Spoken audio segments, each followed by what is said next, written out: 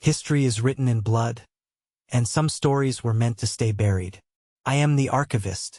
Today, we uncover the story of Spartacus, the slave who defied Rome itself.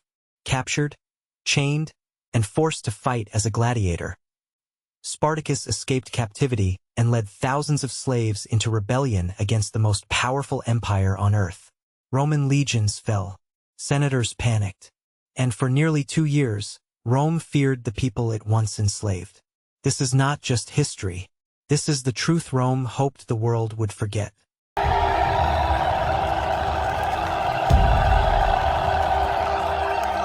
Ha! Rise and fight! Come on, you dogs! Ah! What if the most powerful empire in the world suddenly became terrified, not of invading armies, but of its own slaves? Imagine living in ancient Rome, where millions of enslaved people were treated as property. Men were beaten, sold, tortured, and forced into brutal labor.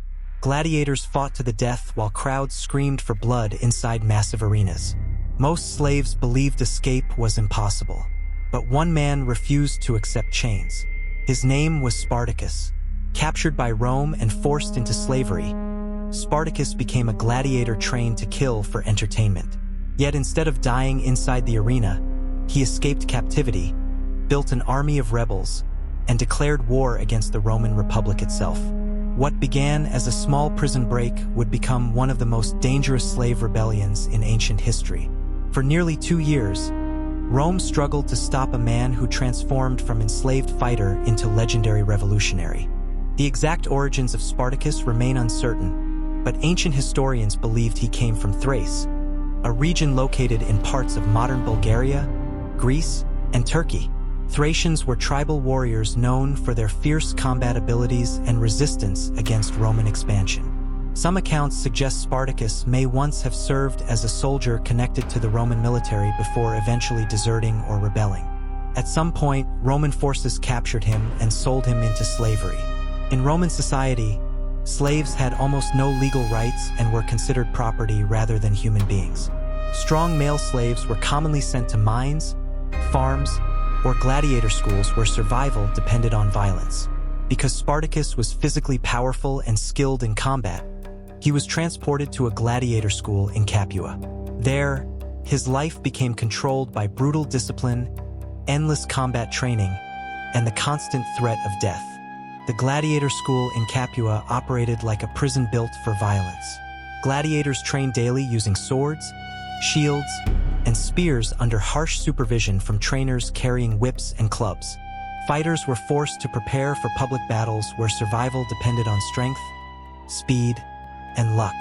Injuries were common, and many gladiators died during training or combat. Roman audiences viewed these deadly games as entertainment, gathering inside enormous arenas to watch men kill each other. Spartacus quickly gained a reputation as an intelligent and dangerous fighter.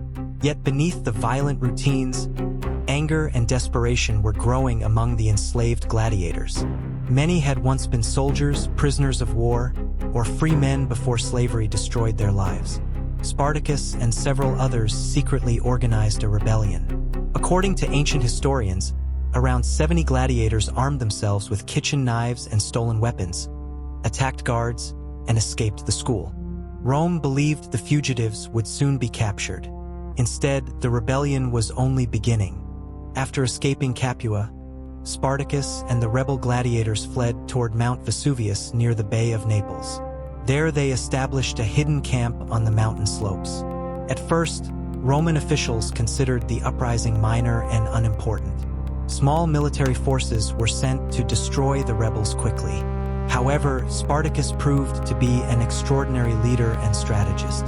More escaped slaves, farmers, shepherds, and laborers joined the rebellion every day. The rebel force rapidly expanded into thousands. One of Spartacus's most famous victories occurred when Roman soldiers trapped the rebels on Mount Vesuvius, believing escape impossible. Spartacus ordered his men to weave ropes from vines growing on the cliffs. During the night, they climbed down the mountain and launched a surprise attack from behind the Roman camp. The Romans were completely overwhelmed. News of the victory spread rapidly throughout Italy, inspiring enslaved people across the region to join the growing rebellion against Rome. As the rebellion grew larger, Spartacus transformed the escaped slaves into a powerful fighting force. His army eventually included tens of thousands of people: men, women, and children fleeing slavery, poverty, and Roman oppression. The rebels seized weapons, horses, and supplies from defeated Roman forces. Entire villas and estates were abandoned as wealthy landowners fled in fear. Spartacus and his commanders defeated several Roman armies sent against them, humiliating the Republic repeatedly. Roman leaders were shocked that trained soldiers were being defeated by former slaves and gladiators. Historians continue debating Spartacus's ultimate goal. Some believe he wanted to escape Italy entirely and lead his followers home across the Alps. Others think the rebellion became too large and disorganized to control effectively. Meanwhile, violence spread throughout the countryside. Roman authority weakened in many regions as rebel forces moved freely across southern Italy. The uprising exposed how dependent Roman society had become on millions of enslaved laborers. The Roman Senate eventually realized the rebellion posed a serious threat to stability within Italy. To crush Spartacus permanently, Rome placed the wealthy general Marcus Licinius Crassus in command of a massive military force. Marcus Licinius Crassus was known for his discipline, ambition, and brutality. He reorganized Roman troops and restored harsh military punishments to eliminate fear and cowardice among soldiers. One punishment called decimation forced groups of Roman soldiers to execute every 10th man as punishment for failure in battle. Spartacus attempted to move south and possibly escape Italy using ships provided by pirates, but the arrangement reportedly collapsed. Trapped in southern Italy, the rebel army struggled with shortages of food, weapons, and supplies. Roman forces gradually surrounded them. Despite these difficulties, Spartacus continued resisting with determination, preparing for one final confrontation against the armies of Rome. The rebellion that had once terrified the Republic was now approaching its decisive moment. In 71 BC, Spartacus and his followers fought their final major battle against the Roman forces led by Crassus. Ancient historians describe the fighting as brutal and chaotic. Thousands of rebels charged desperately against heavily armed Roman soldiers. Spartacus reportedly attempted to fight his way directly toward Crassus himself, hoping to kill the Roman commander in battle. The rebels fought fiercely, knowing defeat would mean death or capture. But the Roman legions were better organized, better equipped, and vastly more disciplined. Rebel lines eventually collapsed under the pressure of Roman attacks. Thousands were killed on the battlefield while others fled in panic. Spartacus likely died during the fighting, though his body was never conclusively identified. His death marked the collapse of the largest slave rebellion in Roman history. After nearly 2 years of war, the Roman Republic had finally crushed the uprising that once threatened to destabilize Italy itself. After the rebellion ended, Rome delivered a terrifying message to anyone who might consider future uprisings. Approximately 6,000 captured rebels were crucified along the Appian Way, the major road connecting Capua to Rome. The crosses stretched for miles, displaying suffering bodies as warnings to the public. Crucifixion was one of the cruelest punishments used by the Romans, designed not only to execute prisoners, but also to spread fear throughout society. Travelers entering Rome would have witnessed endless rows of dying rebels lining the road. The horrifying display demonstrated the power Rome held over enslaved people and defeated enemies. Although Spartacus was dead, Roman leaders remained deeply disturbed by how much damage the rebellion had caused. The uprising exposed serious weaknesses within Roman society and revealed the dangers created by depending heavily on slavery. Even in defeat, Spartacus had forced the Roman Republic to confront its own brutality and vulnerability. Slavery played a central role in the economy of the Roman Republic.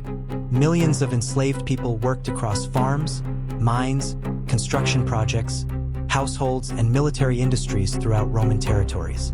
Many slaves were prisoners captured during wars of expansion fought across Europe, North Africa, and the Middle East. Wealthy Roman landowners depended heavily on enslaved labor to maintain enormous agricultural estates known as latifundia. Conditions were often brutal, especially in mines and large farms where punishment and exhaustion were common. Gladiator combat itself relied on enslaved fighters forced to entertain crowds through violence and death. The Spartacus rebellion terrified Roman elites because it exposed how dangerous such a massive enslaved population could become if united under strong leadership. Although Rome continued relying on slavery after the rebellion ended, the uprising remained a painful reminder that oppression and inequality could eventually produce violent resistance even against the strongest empires. The defeat of Spartacus significantly influenced Roman politics and the rise of powerful military leaders. After the rebellion collapsed, Roman generals Marcus Licinius Crassus and Pompey both claimed credit for ending the uprising. Their military successes increased their political influence inside the Roman Republic. Crassus became one of the wealthiest and most powerful men in Rome, while Pompey earned popularity through military victories across several regions. Eventually, both men joined forces with Julius Caesar in the political alliance known as the First Triumvirate. Historians often view this period as part of the gradual collapse of the Roman Republic and the transition toward imperial rule.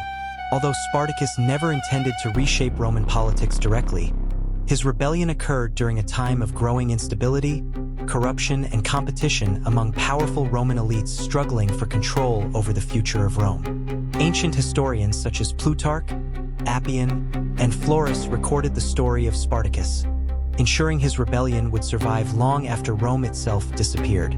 Over centuries, Spartacus became a symbol of resistance against oppression and tyranny.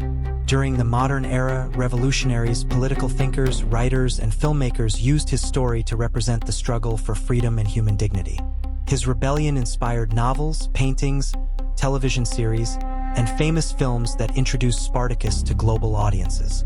Although historians still debate many details about his life, his legacy remains powerful because he challenged one of the strongest states in the ancient world despite overwhelming odds. Spartacus did not destroy Rome, but he proved that even enslaved people could resist systems built on violence and fear. More than 2,000 years later, his name continues to symbolize rebellion, courage, sacrifice, and humanity's enduring desire for freedom. The story of Spartacus remains one of the most extraordinary rebellions in ancient history. Born in Thrace, captured by Rome, and forced into slavery, Spartacus transformed from gladiator into revolutionary leader during a time when the Roman Republic dominated much of the known world. Beginning with the escape from the gladiator school at Capua in 73 BC, the rebellion rapidly expanded into a massive war involving tens of thousands of enslaved people seeking freedom. Roman armies suffered humiliating defeats before eventually crushing the uprising under Crassus in 71 BC. The crucifixion of thousands of rebels along the Appian Way demonstrated Rome's brutal determination to maintain control. Yet despite military defeat, Spartacus became a lasting symbol of resistance against oppression, inspiring generations through history, literature, and popular culture. His rebellion revealed both the immense power of Rome and the deep human desire for freedom, dignity, and resistance against injustice.